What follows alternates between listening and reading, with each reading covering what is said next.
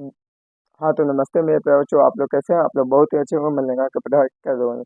आज के क्लास में हम लोग जानेंगे बच्चों प्रश्नमाला 1 के बी का। आज हम लोग थ्योरी जानेंगे बच्चों। पिछले क्लास में हम लोग एक्सरसाइज 1.1 का थ्योरी और सोल्यूशन जान चुके थे हम लोग। तो आज हम लोग जानेंगे बच्चों इसका जो थ्योरी है प्रश्नमाला 1 के बी में। बच्चों ये देखिए बच्चों, ये तुम्हारा बुक है। देखिए प्रश्नमाला 1 के बी ये है। देखिए इसमें क्या कहते हैं बच्चों, आप लोगों को ये वाला याद रख स्मरण करने योग्य आवश्यक गणितीय तथ्य यही है बच्चों। इसको आप लोगों को याद करना है। यही चीज को हमने कॉपी पे नोट कर लिए हैं बच्चों। नोट्स पे क्या कहता है सबसे पहला नोट में कि दो परिमेय संख्याओं का गुणन भी एक परिमेय संख्या है। बिल्कुल सही बात है बहुत, कि दो परिमेय संख्याओं का गुणन भी क्या होगा बच्चों, एक परिमेय संख्या। उसी प्रकार दो शून्येतर संख्याओं का भाग एक परिमेय संख्या है। जैसे मान लो कि ये है ए बटा बी गुना सी बटा डी लिखे हैं बच्चों। तो हम अगर गुना करेंगे बच्चों तो ए गुना सी और बी गुना डी से गुना करेंगे। अगर ये रह गया 3/5 गुना 4/5, तो क्या हम 3 गुना 5 करेंगे या 5 गुना 4 करेंगे? नहीं, ऊपरे नीचे गुना होता है। ऊपर ऊपर वाला में से नीचे वाला नीचे में से गुना। तो 3 को 12 और 12 और 25 तो 12/25 आ गया इसका।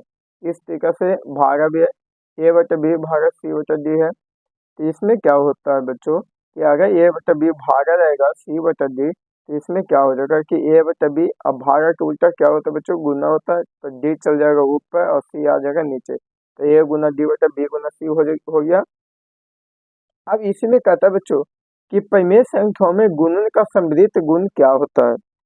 परिमेय संख्याओं में गुणन का समृद्ध गुण क्या होता है, ये कहता है बच्चों। समझिएगा आप लोग ध्यान से।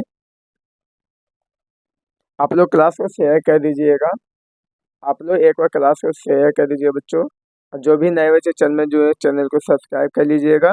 और वीडियो अच्छी लगेगी तो वीडियो को लाइक भी कर दीजिए बच्चों, ठीक है। तो इसमें क्या कहता है गुणन का समृद्ध गुण में कि दो परिमेय संख्याओं का गुणन भी एक परिमेय संख्या है। बिल्कुल सही बात है कि दो परिमेय संख्याओं का गुणन भी तो क्या होगा बच्चों, एक परिमेय संख्या होगी। परिमेय संख्याओं में इस गुण को गुणन के अंतर्गत समृद्ध कहा जाता है। बिल्कुल सही बात है। अर्थात कोई भी दो परिमेय संख्याएं पी बटा क्यू और आर बटा एस के लिए पी बटा क्यू गुना आर बटा एस भी क्या होगा बच्चों, एक परिमेय संख्या होगा। ये मान लो कि दो का परिमेय संख्या, तो इनका गुणन भी क्या होगा बच्चों, एक परिमेय संख्या होगी। अब है क्रम विनिमेयता क्या है। क्रम विनिमेयता समझना आप लोग ध्यान से, मैं एग्जाम्पल को भी बताऊंगा। इसमें क्या कहता है कि परिमेय संख्याएं गुणन के अंतर्गत क्रम विनिमेय है। मतलब गुणन के अंतर्गत क्रम विनिमेय है और भाग के अंतर्गत क्रम विनिमेय नहीं है। तो अर्थात कोई भी दो परिमेय संख्याएं पी बटा क्यू और आर बटा एस के लिए पी बटा क्यू गुना आर बटा एस बराबर आर बटा एस गुना पी बटा क्यू हो गया यहाँ से। अब देखिए बच्चों, यहाँ पे एग्जाम्पल के रूप में हम लिखे 4/3 गुना -6/7 बराबर आर बटा एस हो गया कितना बच्चों, -6/7 गुना 4/3। ये -4 में 6 से गुना हुआ था, 24/21 आया माइनस में, -24/21। तो हम काटे बच्चों 10 27 8 24 8 24 27, तो -8/7 बराबर 8/7 आया। जब आ गया बच्चों इतना, तो फिर आगे क्या कहता है कि परिमेय संख्याएं भाग के अंतर्गत क्रम विनिमेय नहीं है। बिल्कुल सही बात है बच्चों कि परिमेय संख्याएं भाग के अंतर्गत क्रम विनिमेय नहीं है। अर्थात पी बटा क्यू भाग आर बटा एस नॉट इक्वल आर बटा एस भाग पी बटा क्यू, जहाँ पी बटा क्यू और आर बटा एस क्या बच्चों, दो परिमेय संख्याएं हैं। तो हमने इस लिख दिए बच्चों कि 2/7 भागा 8/21 नॉट इक्वल 8/21 भागा 2/7, मानी ये दोनों के आपस में बराबर नहीं बच्चों। अब है सहचारिता या सहचारिता क्या होता है। परिमेय संख्याएं गुणन के अंतर्गत सहचार्य, मतलब गुणन के अंतर्गत सहचार्य है पर लेकिन भाग के अंतर्गत सहचार्य नहीं है। जिस तरह से हम लोग एक्सरसाइज 1.a में जाने थे बच्चों योग के लिए सहचारिता नियम, तो वही है यहाँ पे भी कि खाली यहाँ पे गुना हो गया। उसमें क्या था बच्चों, परस था। बस बात समझना आप लोग कि पी बटा क्यू कोमा आर बटा एस और ए बटा एन क्या बच्चों, कोई भी तीन परिमेय संख्याएं हैं। कोई भी तीन परिमेय संख्या बच्चों, ठीक है। ज्यादा नोट्स नहीं बच्चों, बस थोड़ा सा ये यहाँ तक है बस। आप लोग अच्छे बच्चे हैं, आप लोग समझ ही रहे होंगे। तो देखिए बच्चों, ये अगर -4/3 गुना 7/11 गुना 2/3 बराबर में रहेगा, तो इसका मान दोनों के आपस में बराबर आएगा। अब देखिए बच्चों, आता है कि नहीं आता है बराबर मान, देख लीजिए आप लोग। इसको इरेज कर देते हैं। अब देखिएगा क्या है बच्चों, -4/3 है, -4/3 है बच्चों, गुना है 7/11 गुना 2/3 है बच्चों, 2/3 है, फिर बराबर में, नहीं आप लोगों को नजर आ रहा है ना बच्चों, सॉरी मैंने नहीं देखा,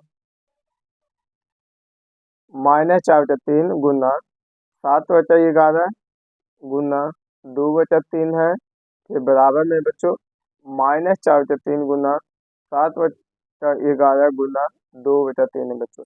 आप लोगों को अब दिखाई दे रहा होगा बच्चों, आप लोग अच्छे बच्चे हैं, आप लोगों को दिखाई दे रहा होगा। आप लोग क्लास को शेयर शेयर करते रहिए बच्चों, और ज़्यादा से ज़्यादा चैनल को सब्सक्राइब कर लीजिएगा बच्चों। चलिए समझिएगा आप, अब आप लोग बच्चों इसमें कि -4/3 हो गया गुना 7×14 हो गया बटा 33 हो गया। अब बराबर में इस साइड चलिए, 7×4 = 28 हो गया, -28 अब बटा 33 हो गया, और गुना 2/3 हो गया बच्चों, -56/99 हो गया, 33 99 होता है, इधर भी बच्चों -56/99 होगा। अब देखें तो बच्चों ये दोनों का वैल्यू आपस में बराबर आया है कि नहीं बच्चों, तो वही कहता है यहाँ पे बच्चों। तो फिर है यहाँ पे नोट्स में बच्चों, आप लोग इसे देख लिए अच्छे से, हम इसको इरेज कर देते हैं, क्योंकि नहीं करेंगे बच्चों तो कॉपी के पीछे छप जाता है। तो देखिए इसमें क्या कहता है कि परिमेय संख्याएं भाग के अंतर्गत साथ चल रहे हैं, अर्थात p/q भागा r/s भागा m/n नॉट इक्वल p/q भागा r/s भागा m/n, यानी ये दोनों के मान आपस में बराबर नहीं होंगे। ये जैसे एग्जाम्पल के रूप में हम लिख दिए बच्चों आप लोगों के लिए, तो ये आपस में मान बराबर नहीं आएगा। अब है गुणात्मक तत्समक क्या होता है, गुणात्मक तत्समक, तो लिखें बच्चों, एक एक परिमेय संख्या, एक है जो एक परिमेय संख्या, जब किसी परिमेय संख्या के साथ एक से गुना किया जाता है, माने एक से गुना करते बच्चों, तो हमें गुणनफल के रूप में वही परिमेय संख्या प्राप्त होती है। अगर हम एक में p/q से गुना करते हैं बच्चों तो p/q मिलता है। अगर हम p/q में एक से गुना करें तो क्या मिलेगा बच्चों, यहाँ बदल जाएगा, नहीं p/q ही मिलेगा। तो हमने लिख दिया कि जहाँ p/q क्या है बच्चों, एक परिमेय संख्या है। एग्जाम्पल के रूप में अगर 2/7 गुना 1 करेंगे बच्चों तो 2/7 मिलेगा। अगर हम इसी को उलट दें कि 1 गुना 2/7 होगा तो कितना मिलेगा, तो बिल्कुल 2/7 मिलेगा। अगर वीडियो अच्छी समझ में लग रही है बच्चों, अगर वीडियो अच्छे से समझ में आ रहा है बच्चों, तो आप लोग चैनल को सब्सक्राइब कर लीजिएगा, और बेल आइकन का घंटी दबाना ना भूलें बच्चों। जिसे बेल आइकन घंटी दबाने से ये होता है बच्चों कि तब जब भी क्लास होता है बच्चों तो आप तक सबसे पहले नोटिफिकेशन पहुंचे बच्चों, ठीक है। और वीडियो अच्छी लगी तो वीडियो को लाइक भी कीजिएगा बच्चों, शेयर भी कीजिएगा, ठीक है। आप जानते हैं बच्चों गुणात्मक प्रतिलोम क्या होता है, एक शून्येतर परिमेय संख्या p/q के साथ q/p से गुना करने पर गुणनफल एक गुणात्मक तत्समक प्राप्त होता है। अगर q/p को p/q का गुणात्मक प्रतिलोम कहा जाता है, बिल्कुल सही बात है बच्चों। अगर ये q/p है, अगर हम इसका गुणात्मक प्रतिलोम करेंगे बच्चों तो कितना आएगा बच्चों, p/q आएगा। यही है गुणात्मक प्रतिलोम, मैंने व्युत्क्रम मैंने उल्टा। अगर 3/4 का गुणात्मक प्रतिलोम पूछा बच्चों, 3/4 का गुणात्मक प्रतिलोम, तो इसका आंसर क्या आएगा बच्चों, 4/3 आएगा। कोई दिक्कत, आप लोग अच्छे से समझना। जहाँ भी दिक्कत होगा बच्चों तो आप लोग बताइएगा, मैं सोल्यूशन करके दूंगा। अभी बच्चों शून्य का कोई गुणात्मक प्रतिलोम या व्युत्क्रम नहीं है, बिल्कुल सही बात है कि शून्य है, ऐसा है कि शून्य का कोई गुणात्मक प्रतिलोम या व्युत्क्रम है ये नहीं है, क्योंकि ऐसी कोई परिमेय संख्या नहीं है जिसे शून्य के साथ गुना करने पर एक प्राप्त होता है बच्चों, सही है। अगर 0 में 1 से गुना करते हैं बच्चों तो 0 प्राप्त होता है। अब लास्ट पॉइंट है हमारा बच्चों गुणन के योग पर वितरण, योग पर वितरण मानो जोड़ करने पर तीन परिमेय संख्याओं p/q, r/s और m/n के लिए p/q गुना r/s जो m/n बराबर p/q गुना r/s जो p/q गुना m/n होता है। परिमेय संख्याओं के लिए इस नियम को गुणन के योग पर वितरण नियम कहा जाता है। जैसे ये वाला एग्जाम्पल बच्चों, ये दोनों का मान आपस में बराबर आएगा। तो ये था बच्चों हमारा एक्सरसाइज 1.b का थ्योरी के रूप में हम लोग जानेंगे बच्चों। अब कल की क्लास में बच्चों हम इसका सोल्यूशन जानेंगे। क्या जाने बच्चों, इसका कल की क्लास में बच्चों सोल्यूशन जानेंगे। तो ठीक है, आज की क्लास इतना है बच्चों। तब तक आप लोग हंसते रहिए, मुस्कुराते रहिए और पढ़िए मन लगा के बच्चों। बिना पढ़ाई के कुछ नहीं बच्चों। तो ठीक है, धन्यवाद। इस वीडियो को देखने के लिए तहे दिल से धन्यवाद करता हूँ। ज़्यादा से ज़्यादा अधिक संख्या में शेयर कीजिएगा।